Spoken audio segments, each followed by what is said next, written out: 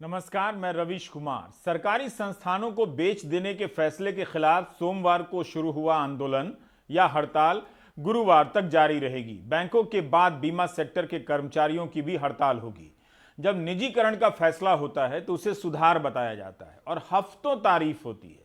जब निजीकरण के खिलाफ आंदोलन होता है तो क्यों होता है, इस पर बात नहीं होती है। हड़ताल करने वालों को यह पता है, लेकिन आजकल उनका सदमा कुछ और भी है।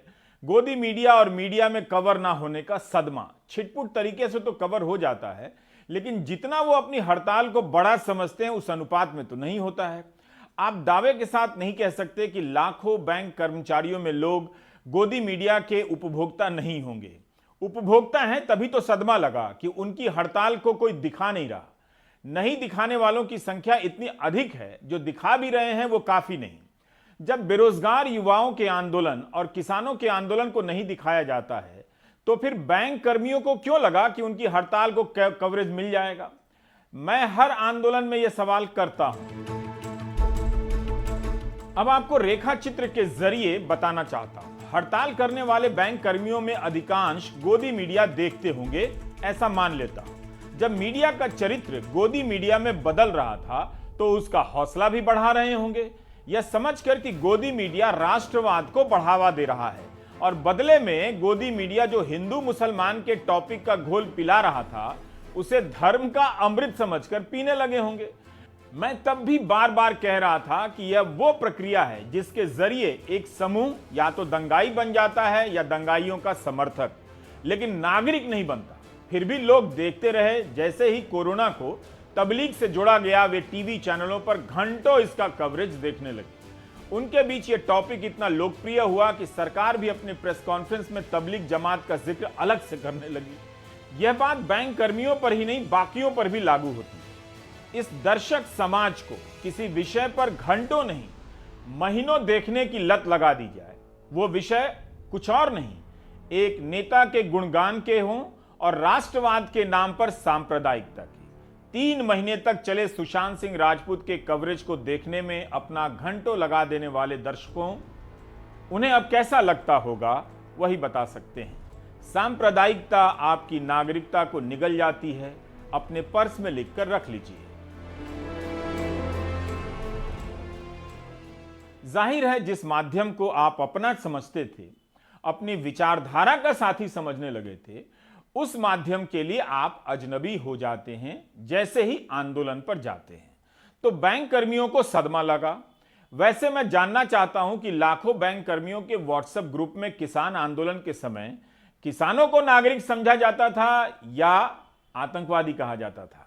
यह मैं अपने व्यक्तिगत शोध के लिए जानना चाहता हूं। इस प्रश्न का यह मतलब नहीं कि बैंक कर्मियों के आंदोलन को कम समझता हूं। कम समझता तो कवर नहीं करता।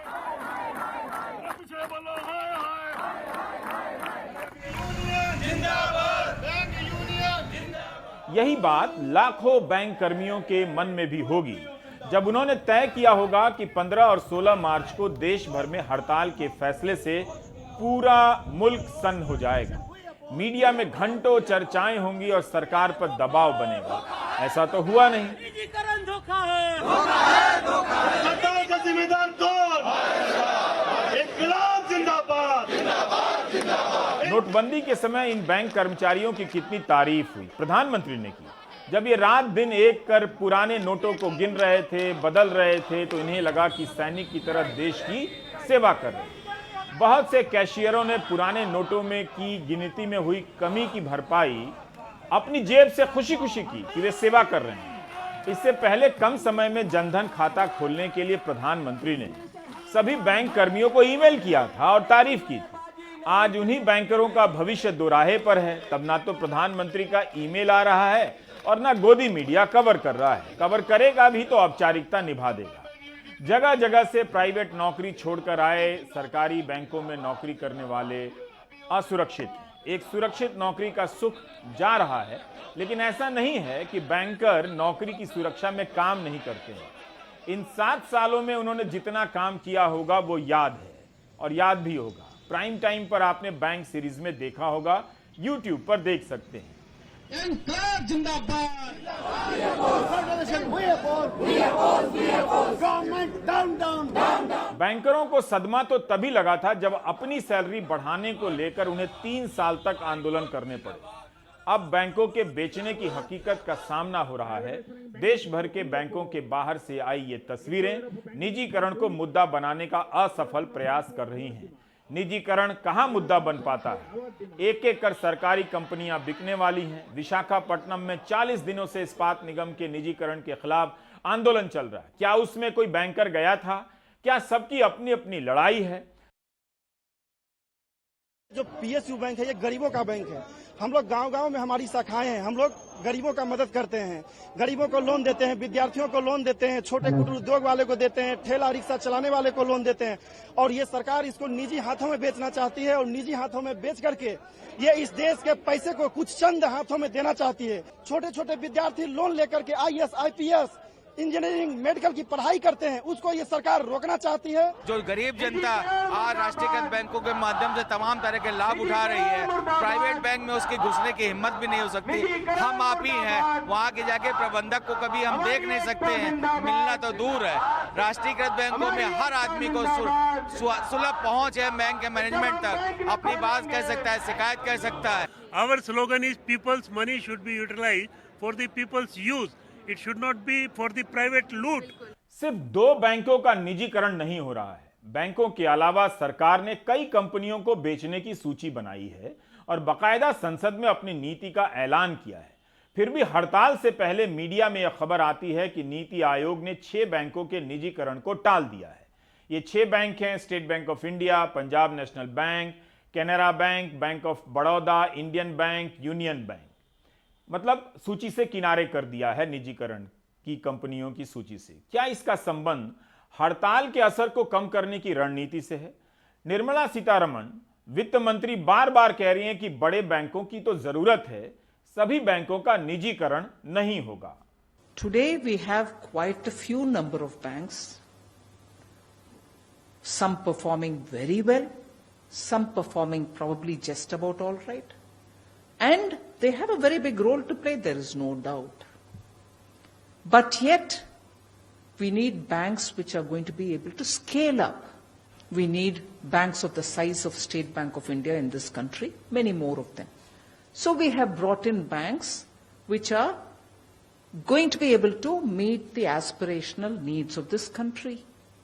And also, because these need not be a subjective on-the-spot decision, we've announced a public enterprise policy, based on which we have identified those 4 areas in which we said government presence, public sector presence will be there, and bare minimum presence is what we have said. In that, financial institutions are also there, meaning even in financial sector, we will still have the presence of public sector enterprise, which, for your immediate answer, means that not all of them are going to be privatized. First point. Second, even for those which are likely to be privatized, we are obviously going to have to keep in mind that these privatized institution will also continue to function after the privatization. We'll also have to ensure that the staff or the personnel who are there, their every interest will be protected. सरकारें पहले भी बैंकों के निजीकरण की बातें करती थीं, मगर उसके आगे फैसला नहीं ले पाती थी। अचानक ऐसा क्या हो गया कि सरकार निजीकरण को लेकर इतनी मुखर हो गई है? 2016 में तत्कालीन वित्त मंत्री अरुण जेटली ने दिल्ली में हुए इकोनॉमिस्ट इंडिया समिट में कहा था कि मुझे नहीं लगता कि जनता और राजनीतिक सोच इस पर एक मत है जहां हम बैंकों के निजीकरण के बारे में सोच सकते हैं। हम जरूर बैंकों को मजबूत कर रहे हैं, लेकिन अपनी हिस्सेदारी बेचने की कोई योजना नहीं है। जेटली के इस बयान के 4 साल बाद स्थिति बदल गई। क्या अब जनमत और राजनीतिक वर्ग की सोच निजीकरण को लेकर एक हो गई है? मई 2020 में वित्त मंत्री निर्मला सीतारमण का बयान छपा है कि सरकार एक युक्ति संगत नीति बना रही है जिसके तहत रणनीतिक क्षेत्रों को परिभाषित किया जाएगा और उसमें 4 से अधिक सार्वजनिक क्षेत्र की कंपनियां नहीं होंगी। इसका एक मतलब तो निजीकरण ही है और यह भी कि 4 बैंक ही सरकारी रहेंगे। लेकिन इस साल के बजट में सरकार ने निजीकरण को लेकर अपना इरादा कुछ और तरीके से साफ कर दिया। In spite of COVID-19, we have kept working towards strategic disinvestment. A number of transactions, namely BPCL, Air India, Shipping Corporation of India, Container Corporation of India, IDBI Bank, Bharat Earth Movers Limited, Pawan Hans, Neelachal Ispat Nigam Limited, among others, would be completed in 21-22. Other than IDBI Bank, we propose to take up the 2 public sector banks and 1 general insurance company in the year 21-22. This would require legislative amendments, and I propose to introduce the amendments in this session itself. In 21-22, we would also bring the IPO of LIC, for which I am bringing the requisite amendments in this session itself. कुछ साल पहले तक भारत में 27 सरकारी bank हुआ करते थे। अब उनके विलय के बाद, आपस में विलय के बाद 12 रह गए हैं। इनमें से 2 बैंकों के बेचने की बात आ रही है। इसके बाद कितने और बैंक बिकेंगे कोई नहीं जानता। वित्त मंत्री कहती हैं 2 के बाद नहीं बिकेंगे। पिछले साल फाइनेंशियल एक्सप्रेस में नीति आयोग से जुड़ी एक खबर छपी थी कि नीति आयोग ने UCO bank, bank of Maharashtra, Punjab and Sind bank को बेचने का प्रस्ताव दिया है। वित्त राज्य मंत्री अनुराग ठाकुर ने एक्सप्रेस के सनी वर्मा को दिए एक इंटरव्यू में कहा है कि यह निजीकरण का सही समय है। अनुराग ठाकुर बताते हैं कि बैंकों को मजबूत करने के लिए सरकार ने 3.5 लाख करोड़ की पूंजी डाली, उसके बाद विलय का रास्ता अपनाया, 14 बैंकों का विलय हुआ। अनुराग ठाकुर यह भी कहते हैं कि अब बैंकों के बेचने की प्रक्रिया चलेगी जो काफी लंबी होगी। जाहिर है बात 2 बैंकों के बेचने पर नहीं रुकती है। All India bank officers union ने अपने पर्चे में लिखा है कि निजीकरण के बाद से गांव में बैंकों के ब्रांच कम हो जाएंगे, बैंकों का चरित्र शहरी होता जाएगा, बचत पर मिलने वाले ब्याज में कमी आ जाएगी, जिसके कारण रिटायर्ड लोग भी परेशान होंगे। छोटे किसानों को कर्ज मिलना कम हो जाएगा, कॉरपोरेट और बड़े घरानों को कम ब्याज दर पर ज्यादा लोन मिलने लगेगा, जनता की बचत और पूंजी पर बड़े कॉरपोरेट घरानों का कब्जा हो जाएगा। इन बैंकों में 100 लाख करोड़ का जमा है। उस 100 लाख में 40 लाख सेविंग फंड के पैसे हैं। छोटे, गरीब, पेंशनधारी, औरतें जिनका विश्वास सरकारी बैंक के ऊपर ही है, उनका प्राइवेट बैंक पर विश्वास नहीं है। ये अगर बैंक सब बिक गए तो वही होगा जो येस बैंक के साथ हुआ, जो पीएमसी के साथ हुआ। एक प्राइवेट बैंक जो बिक गई डीवीएस के हाथ, ये पैसे खतरे में हैं। अगर सरकारी बैंक जब खत्म हो जाएंगे ना तो लोग को ऑप्शन नहीं होगा, तो सारे लोग उनके पास ही जाएंगे। तो देश का जो राष्ट्रीय विकास है ना वो कुछ लोगों के लिए होगा, हर आदमी का विकास नहीं हो सकता।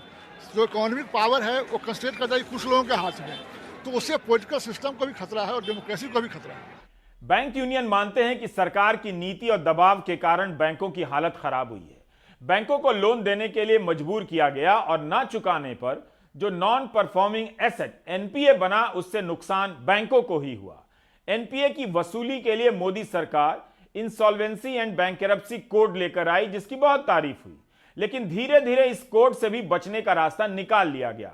भारतीय रिजर्व बैंक के पूर्व गवर्नर उर्जित पटेल ने अपनी किताब ओवरड्राफ्ट में लिखा है कि इंसॉल्वेंसी एंड बैंकरप्सी कोड बनाया गया था डिफॉल्टर से कर्ज वसूलने के लिए, लेकिन यह भी एक छल जैसा लग रहा है। चंद उद्योगपतियों के गिरोह के कब्जे को तोड़ने के लिए लाया गया यह कोड उनके ही फायदे के लिए साबित हो रहा है। अधिकारियों और प्राइवेट सेक्टर के लोगों ने मिलकर इस कोड की धार को भोथरा कर दिया है। कोड की जो मूल मंशा थी वो अब नजर नहीं आती है। यही नहीं, जैसे ही तालाबंदी हुई, इस कोड के तहत कर्ज वसूलने को दिसंबर 2020 तक के लिए रोक दिया गया और फिर बाद में इसकी समय सीमा बढ़ाकर 31 मार्च 2020 कर दी गई। कंपनियों को इतनी राहत दी गई, मिडिल क्लास ईएमआई पर राहत मांगता रहा, लेकिन उन्हें इतनी लंबी राहत नहीं मिली। मगर करोड़ों रुपए के डिफॉल्टर को कितनी राहत दी गई आप देख सकते हैं। कुछ कॉर्पोरेट है, हम नाम नहीं बताएंगे, जो सरकार को मदद कर रहे हैं, जो हर क्षेत्र पे हावी हो रहा है, वो बैंकिंग क्षेत्र भी अपना कायम करना चाहते हैं। तो ये जो कॉरपोरेट हाउसेस हैं, टोटल एनपीए है कॉरपोरेट सेक्टर में। अभी नया एक शब्द है हेयर कट, मतलब बाल कटवाना। उसका क्या अर्थ है बैंकिंग टर्म्स में? मतलब कोई किसी का बोरोइंग है, मान लीजिए एक दो एग्जांपल है मेरे पास। आईडीबीआई बैंक का जो बोरोवर थे मालविका स्टील और उषा इस्पात।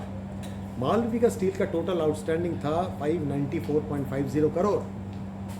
उषा इस्पात का टोटल आउटस्टैंडिंग आईडीबीआई बैंक के पास था 321 करोड़।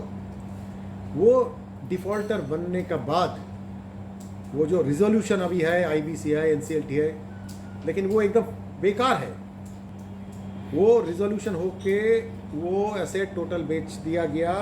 मालविका स्टील 42 करोड़ भी नहीं मिला आईडीबीआई बैंक। उषा इस्पात से सिर्फ 48 करोड़ मिला। बाकी जो अमाउंट है उसको हेयर कट कहते हैं। वो हेयर कट नहीं है, बल्कि वो है शरीर के एक एक अंग कट रहा है और थोड़ा बाल दे दिया आईडीबीआई बैंक को, आप ये ले लीजिए, ये आप स्वीकार कीजिए, ये आपका मतलब यही आपका फ़ायदा है। तो अगर ऐसे लाखों ऐसे मालविका स्टील है, उषा इस्पात है, जैसे जो पब्लिक सेक्टर बैंक ने लोन दिया है कॉर्पोरेट्स को, वैसे ही रिजोल्यूशन हो रहा है, इतना हेयर कट ले रहा है, इसीलिए ये घाटा में चल रहा है। लेकिन ये जो 7 लाख करोड़ जो आउटस्टैंडिंग है, इसका 20% अगर रिकवरी हो जाए तो एक भी सरकारी बैंक को सरकार से एक भी रुपया मदद लेना नहीं पड़ेगा। बैंक यूनियन के नेता स्वामी दत्ता यही बता रहे हैं कि जिस कंपनी पर 500 करोड़ का लोन बाकी है, उसे बेच देने पर 50 करोड़ की ही वसूली हो पाती है। रिजर्व बैंक ने कहा कि इस साल सितंबर तक, 2021 के सितंबर तक बैंकों के एनपीए में 13.5% की वृद्धि हो जाएगी। मुद्रा लोन की क्या स्थिति है, इसके बारे में बैंक के भीतर के लोगों को सही पता है, बाहर नहीं बताते हैं। इस सवाल का जवाब भी मिलना चाहिए कि किसी बैंक को बेचने के पहले उसके एनपीए का क्या होता है। बैंक यूनियनों का कहना है कि तालाबंदी और बाद में आर्थिक संकट के कारण सरकार को कॉर्पोरेट टैक्स की वसूली कम होने की उम्मीद है, इसलिए बैंकों का निजीकरण किया जा रहा है। सरकार कॉर्पोरेट को फायदा पहुंचाना चाहती है, इसलिए अपनी संपत्ति बेच रही है। कॉर्पोरेट टैक्स कलेक्शन सरकार की 6.63 लाख करोड़ था 2018-19 जो फाइनेंशियल ईयर। कम करने के बाद 2019-20 में वो corporate tax collection 5.56 lakh crore. 2021 में जाकर वो कॉर्पोरेट टैक्स कम करके 4.46 लाख करोड़ हुआ। ये जो 2 लाख करोड़ का जो घाटा माननीय वित्त मंत्री महोदया ने इस बजट में वो अनाउंस किया, ये 2 सरकारी बैंक को सरकार बेच देंगे, एक नेशनल इंश्योरेंस कंपनी को बेच देंगे। LIC का शेयर FDI लिमिट 74% होगा। तो ये सारे जो निर्णय ले गया, क्योंकि उनका ये पब्लिक सेक्टर जो बैंक है या इंश्योरेंस कंपनी बेचकर 1.75 लाख करोड़ का टारगेट है। तो लेफ्ट हैंड साइड हम गणित में जो पढ़े थे स्कूल में, left hand side must be equal to right hand side. तो ये बैलेंस करने के लिए जो नेशनल एसेट्स हैं वो बेच रहे हैं। बैंकों के नेता कहते हैं कि निजीकरण के बाद बहुतों की नौकरियां जाएंगी। वित्त मंत्री कहती हैं नहीं जाएंगी। बैंकों के विलय के बाद बहुत सारे एटीएम बंद हो गए और उनके साथ 3 लोगों की नौकरियां कम हो गई, ये बैंक के नेता कहते हैं। अब यहीं पर हमारे पास सही डेटा नहीं है कि कितने एटीएम बंद हुए विलय के बाद और कितने कर्मचारी निकाल दिए गए। हमारी सहयोगी सोनाक्षी दिल्ली के जंतर मंतर गई थीं, जहां बैंक कर्मी हड़ताल कर रहे थे। हर एम्प्लॉय अगर अब नहीं जगा तो फिर हमारे पास मौका नहीं होगा फ्यूचर में, क्योंकि जिस तरीके से सरकार हर पब्लिक सेक्टर यूनिट्स को प्राइवेटाइज कर रही है just for sake of getting benefit. तो आप अपना जनधन योजना ले लीजिए, डायरेक्ट बेनिफिट ले लीजिए, ट्रांसफ़र ले लीजिए, ये सारी चीज़ें जो हैं ये गवर्नमेंट बैंक्स के थ्रू ही पहुंचती हैं आम लोगों तक। गांव-गांव में कोई भी आप एक्सिस बैंक की या ICICI बैंक और यस बैंक की ब्रांचेस नहीं देखेंगी। मैम हम जानते हैं कि हमारी 2 दिन की सैलरी कटेगी, बट ये जो चीज़ है ये हमारे ही फ्यूचर के लिए है। प्राइवेटाइजेशन हो गया तो ये सैलरी जो मिल रही है ना, ये भी नहीं मिलेगी हम लोगों को। We are saving a future, bank को बेचे जा रहे हैं, सारी PSUs बेचे जा रहे हैं। ये कोई वो दुख नहीं है कि गवर्नमेंट का कि हर एक कुछ बेच दिया जाएगा। बहुत सी ऐसी पॉपुलेशन का पार्ट है जो प्राइवेट बैंक अंदर घुसने भी नहीं देंगे, उनको हम लोग केटर करते हैं। गवर्नमेंट की सारी पॉलिसीज जो एक एक लोगों तक पहुंचाते हैं, रूरल एरियाज में पहुंचाते हैं, वो हम लोग हैं। और अब हम लोगों को प्राइवेटाइज कर दिया जाएगा, प्रॉफिट मोटिव सर पे डाल दिया जाएगा। तो आपको लगता है कि सरकार की जो पॉलिसीज जो एक एक बंदे के लिए होती है वो उन तक पहुंचेगी? मतलब हमको फिर से गुलामी की तरफ धकेलना चाहती है। पहले हम अंग्रेज सरकार के गुलाम थे और आज हम सिर्फ एक चंद कॉर्पोरेटों के गुलाम होकर रह जाएंगे। बैंकों के भीतर कामकाज का माहौल भी खराब हुआ है। तबादला नीति से लेकर कम सैलरी और बैंक का काम छोड़कर बीमा पॉलिसी बेचने का दबाव बढ़ा है। आप एक बार YouTube पर प्राइम टाइम की बैंक सीरीज देख लेंगे तो सिहर जाएंगे। इसका मतलब यह नहीं कि वहां IT सेल और व्हाट्सएप ग्रुप का असर कमजोर है। बैंक के ही लोग बताते हैं कि उस सीरीज को देखते हुए व्हाट्सएप ग्रुप में लोग भड़क जाया करते थे। इसका क्यों दिखा रहे हो? वैसे लोग तारीफ भी करते थे। राहुल गांधी लगातार निजीकरण को लेकर सवाल उठाते रहते हैं। उनका तर्क है कि सरकार चंद उद्योगपतियों के हाथ में बैंकों को दे देना चाहती है ताकि हर चीज पर उनका कंट्रोल हो जाए। इस पर वित्त मंत्री निर्मला सीतारमण का आज जवाब दिलचस्प है। उन्होंने कहा कि राहुल कम्युनिस्टों की भाषा बोलने लगे हैं। उनकी बात का यही मतलब है। राज्यसभा में विपक्ष के नेता मल्लिकार्जुन खड़गे और दिग्विजय सिंह ने बैंकों की हड़ताल का मुद्दा उठाया। तब वित्त मंत्री निर्मला सीतारमण ने कहा कि यह सवाल यहां लिस्टेड नहीं है, सूची में नहीं है। अगर प्रश्न स्वीकार किया जाता है तो हम जवाब देने के लिए तैयार हैं।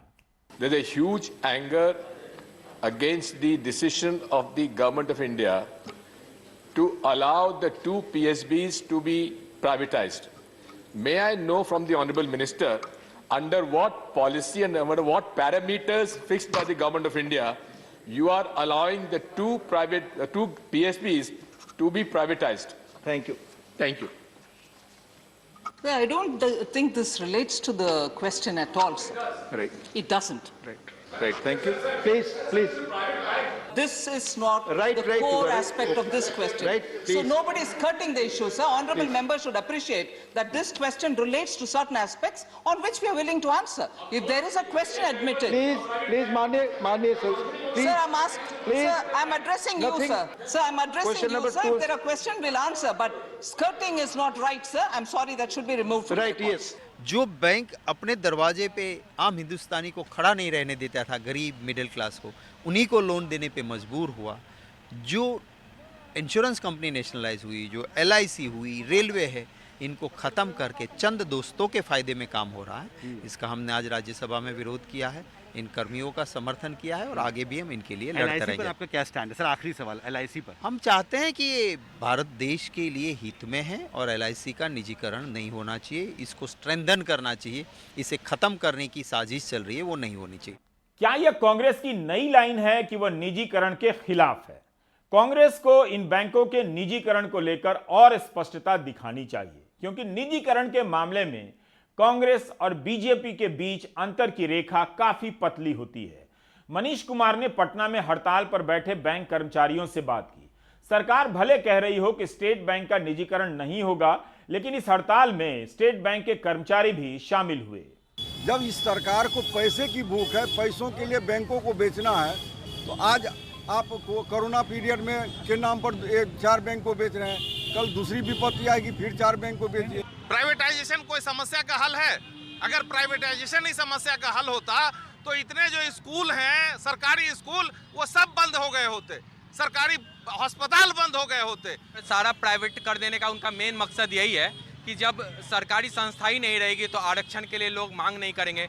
और जो फिजिकल हैंडीकैप से भी जिनकी नौकरियां होती हैं, कितने प्राइवेट सेक्टर हैं, कोई प्राइवेट सेक्टर हैंडीकैप को तो नौकरी नहीं देता है। हमारा सभी योजना, जितना भी सरकारी योजना है, वो सरकारी बैंकों द्वारा ही हो रही है। कोई भी प्राइवेट बैंक आज PM स्वनिधि नहीं कर रहा है। जनधन योजना अगर चला है तो हमारे बलबूते पे चला है। आज गरीब के घर में पैसा बच रहा है तो हमारे बलबूते पे बच रहा है। अगर निजीकरण करने से फायदा है तो पहले पार्लियामेंट को निजीकरण कर दो। दिन रात हम एक करके काम करते हैं, दिन रात सुबह शाम हम एक करके काम करते हैं। हमारी महिलाएं प्रेग्नेंट होते हुए भी आके काम करती है और उनको कल उनके भविष्य पे कुठाराघात किया जा रहा है। काश कोई सर्वे करता कि 10 लाख बैंक कर्मचारियों में गोदी मीडिया कितने लोग देखते हैं, उनके व्हाट्सएप ग्रुप में सांप्रदायिक बातों का लीडर कौन है, आईटी सेल की अफवाहों को फैलाने में कौन सबसे आगे रहता है। जब किसान आंदोलन कर रहे थे तब बैंकों के व्हाट्सएप ग्रुप में किसानों को देशभक्त कहा जाता था या आतंकवादी। मैं फिर से दोहरा रहा हूं, यह सब जानना बहुत जरूरी है। बिना इन सवालों के जवाब जाने आपको आज के आंदोलनों की ताकत, उनकी ईमानदारी और उनके भविष्य का अंदाजा नहीं हो सकता। हम लोगों को यही लगता है कि सारे चैनल्स सरकार के समर्थक हैं, इसलिए वो नहीं चाहते हैं कि हमारा जो विरोध हो वो नेशनल चैनल पर चले। सारे लोगों को फॉर्मल इन्फॉर्मेशन दिया गया था कि राष्ट्रव्यापी 2 दिन का हड़ताल है। कुछ लोकल जो समाचार पत्र वाले हैं वो लोग आए, फोटो खींच के चले गए, लेकिन वो उन्होंने केवल फोटो खींचा है। लोकल जो पटना का लोकल जो न्यूज़ है, प्रिंट मीडिया हो या जो है ये इलेक्ट्रॉनिक मीडिया, इस दोनों में जो है लोकल लोग ही आए हैं। क्योंकि भारत सरकार का विरोध है, इसलिए भारत सरकार का दबाव बाकी नेशनल टीवी पर जो है ज़्यादा रहता है। यह बेहद जरूरी सवाल और जवाब है। जब आप आंदोलन करते हैं तो विपक्ष बन जाते हैं, जब आप व्हाट्सएप ग्रुप में होते हैं तो विपक्ष का मजाक उड़ा रहे होते हैं। हर तरह के विपक्ष का मजाक उड़ाने का नतीजा यह हुआ है कि हर आंदोलन बेअसर होने लगा है। जब कई करोड़ किसानों के आंदोलन करने पर उनके रास्ते में कीलें लगा दी गई, उन्हें आतंकवादी कहा गया, तो फिर बैंक कर्मचारी अपनी हड़ताल को संख्या से जोड़कर क्या साबित करना चाहते हैं कि 10 लाख कर्मचारी हड़ताल पर हैं। सवाल संख्या का नहीं है, सवाल है उस प्रक्रिया का जिसके तहत नागरिकता और अधिकार के बोध को खत्म कर दिया गया। आपने खुद से भी खत्म कर लिया। किसान आंदोलन का हाल सबके सामने है, लेकिन किसान सुधार कर रहे हैं। अपने आंदोलन के दिन गिनने छोड़कर वो हर दिन कहीं ना कहीं आंदोलन कर रहे हैं। क्या बैंक कर्मचारी अपनी लड़ाई को इतने दिनों तक जारी रख पाएंगे? हड़ताल करने वाले बैंक कर्मी कह रहे हैं कि 97% जनधन खाते सरकारी बैंकों में खुले, 98% पेंशन के खाते सरकारी बैंकों में खुले, 95% किसान क्रेडिट कार्ड सरकारी बैंकों में खुले, 80% एजुकेशन लोन सरकारी बैंकों में खुले। उनका कहना है भारत को सरकारी बैंकों की इसलिए जरूरत है। इन बैंकों में मैक्सिमम लोन किसान का होता है, विद्यार्थियों का शिक्षा ऋण होता है, गरीब लोगों का होता है। ये सारे लोन बंद हो, क्योंकि प्राइवेट बैंक का मोटो केवल और केवल पैसा कमाना होता है। फिर जो छोटे डिपॉजिट होते हैं ना बैंक में, वो होने बंद हो जाएंगे। अब मुद्रा खाते में मान लो 42 करोड़ खाते हैं, उनमें 1 लाख करोड़ रुपया है। वो सब 1000, 2000, 5000, 10,000 वाले हैं। ये सारे वहाँ जमा होंगे ही नहीं, होंगे तो उनमें चार्जेस कट जाएंगे और जीरो हो जाएगा। क्योंकि बैंक किसी भी देश के इकोनॉमी का मिरर होता है। बैंक इकोनॉमी को उठाता है। जैसे पीछे देख लो 2007, 8, 6 में जब देश पूरा दुनिया में डूबी हुई थी अर्थव्यवस्था, तो भारत की नहीं डूबी, क्योंकि भारत सरकार ने हम लोगों को कहा कि आप बढ़ चढ़ के लोन कीजिए। हम लोगों ने लोन किया, अर्थव्यवस्था को बचाया। भले ही वो लोन बाद में खराब हुए, जिनका एनपीए का मार हम झेल रहे हैं, लेकिन देश को हम लोगों ने बचा लिया था। ब्रेक के बाद हम चलेंगे दिल्ली की राजनीति की तरफ और देखेंगे कि क्यों केंद्र सरकार चाहती है कि मुख्यमंत्री एलजी के प्रति जवाबदेह हो जाएं। क्या एलजी मुख्यमंत्री का चुनाव करते हैं?